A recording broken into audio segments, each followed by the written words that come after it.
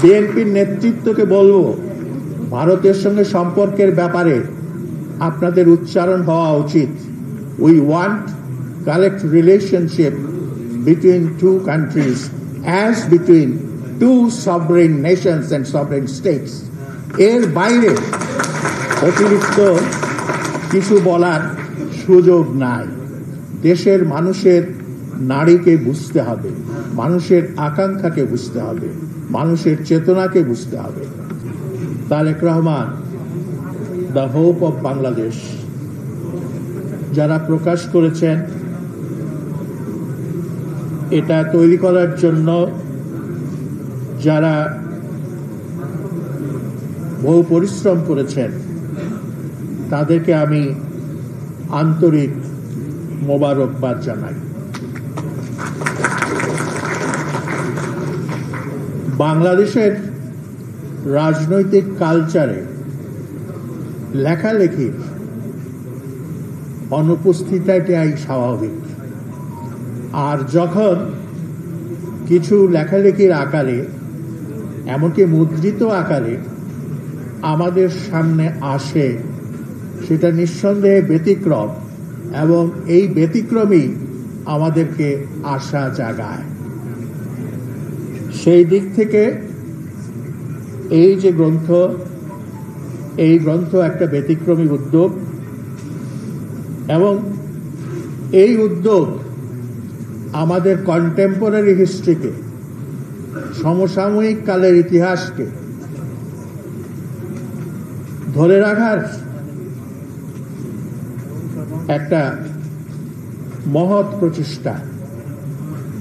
এই প্রচেষ্টার জন্য আমি আবারও যারা এর জন্য কাজ করেছেন তাদেরকে ধন্যবাদ জানাই। তারেক রহমান অনেক চড়াই উতরাই পার হয়ে জাতীয় নেতায় পরিণত হয়েছে, এবং আমরা আশা করব তিনি তার পিতা এবং মায়ের ঐতিহ্যকে যথাযথভাবে সংরক্ষণ করবেন, যথাযথভাবে তার যত্ন নেবেন, এবং যথাযথভাবে এটাকে আগামী দিনে আরো এগিয়ে নেবেন।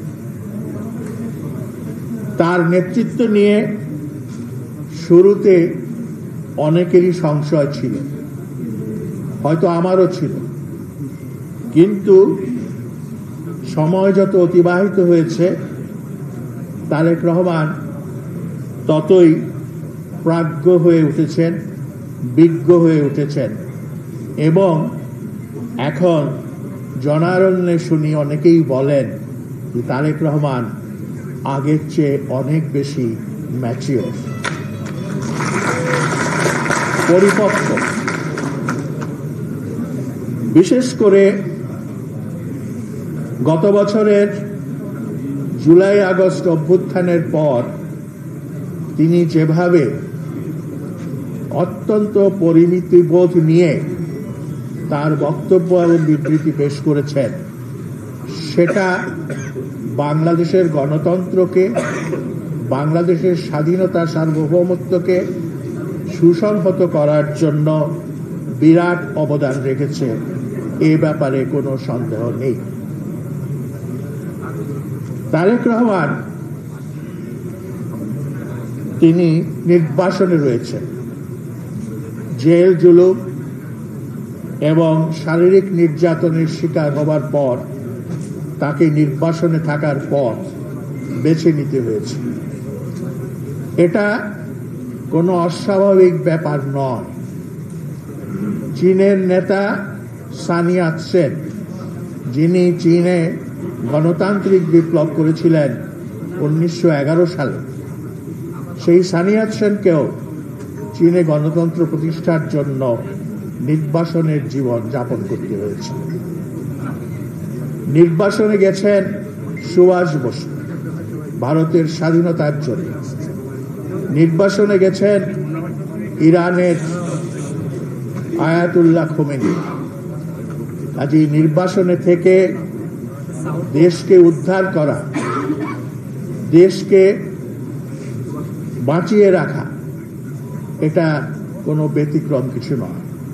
এবং তারেক রহমান তার নির্বাচন জীবন অত্যন্ত সুষ্ঠু এবং সার্থকভাবে ব্যবহার করেছেন, এবং ব্যবহার করেছেন বলেই বিএনপি আজকে একটা ঐক্যবদ্ধ দল। অনেকে মনে করেছিল দীর্ঘ 16 বছর বা তারও বেশি 18 বছর ক্ষমতার বাইরে থাকার ফলে এই দলটি শেষ হয়ে যাবে, খণ্ড বিখণ্ড হয়ে যাবে, টুকরো টুকরো হয়ে যাবে। তাদের মুখে ছাই দিয়ে বিএনপি প্রমাণ করেছে তারা ঐক্যবদ্ধ, তাদের শক্তি আছে, তাদের মধ্যে ইঞ্জিনিউরিটি আছে, তাদের মধ্যে একটা অন্তঃসলীলা শক্তির প্রবাহ প্রবাহিত হয়। আওয়ামী লীগ শেখ হাসিনা তার ফ্যাসিবাদী শাসক দিয়ে অত্যাচার জুলুম করে, গুম খুন করে, মানুষ হত্যা করে বিএনপিকে ভাঙতে পারেনি। কিন্তু আজকে আমি অশনি সংকেত দেখছি। বিএনপির মধ্যে স্বার্থপর লোকরা, কিছু কিছু অপশক্তি, তারা আজকে অপতৎপরতায় মেতে উঠেছে। যে বিএনপিকে শেখ হাসিনা ধ্বংস করতে পারেনি, ভাঙতে পারেনি, বিপর্যস্ত করতে পারেনি, সেই বিএনপি আজকে কিন্তু বড় একটা হুমকির মুখে পড়েছে। আমি বিএনপির নেতৃত্বকে আহ্বান জানাবো যে তাদের যে গবেষণা সংস্থা রয়েছে সেই সংস্থা দিয়ে তারা এই মুহূর্ত থেকে দেশে একটা গোপন জরিপ শুরু করুন। বিশেষ করে এই জরিপের উদ্দেশ্য হবে দলের মধ্যে কারা ক্ষতিকর কার্যক্রমে লিপ্ত আছে, অসামাজিক কার্যক্রমে লিপ্ত আছে, দল বিরোধী কার্যক্রমে লিপ্ত আছে, এবং এই জন্য প্রত্যেকটি এলাকার জনগণের কাছ থেকে মতামত সংগ্রহ করতে হবে, এবং এই মতামতকে ভিত্তি করেই দলটিকে আবারও পুনর্গঠিত, সংগঠিত করতে হবে আগামী নির্বাচনের আগে। আমি জানি না, হয়তো আমার এই পরামর্শ কিছুটা অধ্যত্ত হয়ে গেল, তারপরেও আমি পরামর্শ দেব এই জন্য যে আমি এই দলটাকে ভালোবাসি। আমাকে কেউ কেউ জিজ্ঞাসা করেছিলেন, ব্যক্তি হিসেবে তাদের নাম উল্লেখ করব না, যে আপনার মতো লোক বিএনপিতে কেন আছে, কেন তাদের প্ল্যাটফর্মে যান। জবাবে আমি বলেছিলাম, বিএনপি এমন একটি দল যেই দলের প্ল্যাটফর্ম থেকে ভারতীয় আধিপত্যবাদের বিরুদ্ধে কথা বলা যায়, এবং এই কথা বলা যেদিন বন্ধ হয়ে যাবে সেদিন মনে রাখবেন আমরা আমাদের স্বাধীনতা এবং সার্বভৌমত্ব হারাব। আর বিএনপির নেতৃত্বকে বলবো, ভারতের সঙ্গে সম্পর্কের ব্যাপারে আপনাদের উচ্চারণ হওয়া উচিত, we want correct relationship between two countries as between two sovereign nations and sovereign states. এর বাইরে অতিরিক্ত কিছু বলার সুযোগ নাই। দেশের মানুষের নাড়িকে বুঝতে হবে, মানুষের আকাঙ্ক্ষাকে বুঝতে হবে, মানুষের চেতনাকে বুঝতে হবে। বিএনপি জাতীয়তাবাদী দল, পৃথিবীতে বহু জাতীয়তাবাদী নেতা ছিলেন, জন্মেছেন, নিজ নিজ জাতিকে তারা দিশা দেখিয়েছে। আমি এখানে ইতালির গ্যারিবল্ডির কথা বলবো, যিনি ইউনিফিকেশন অব ইতালির জন্য কাজ করেছেন। তিনি দীর্ঘ 30 বছর ইতালির ঐক্যের জন্য কারাবরণ করেছেন।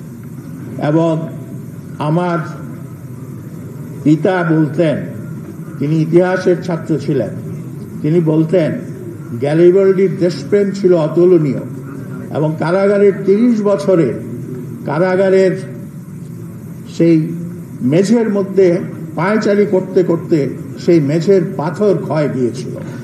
এটাই হচ্ছে দেশপ্রেম। এই রকম দেশপ্রেমে আপনাদেরকে উজ্জীবিত হতে হবে। মনে রাখবেন যে জাতীয়তাবাদী হওয়া ছেলে খেলার ব্যাপার নয়, ফুল খেলবার ব্যাপার নয়।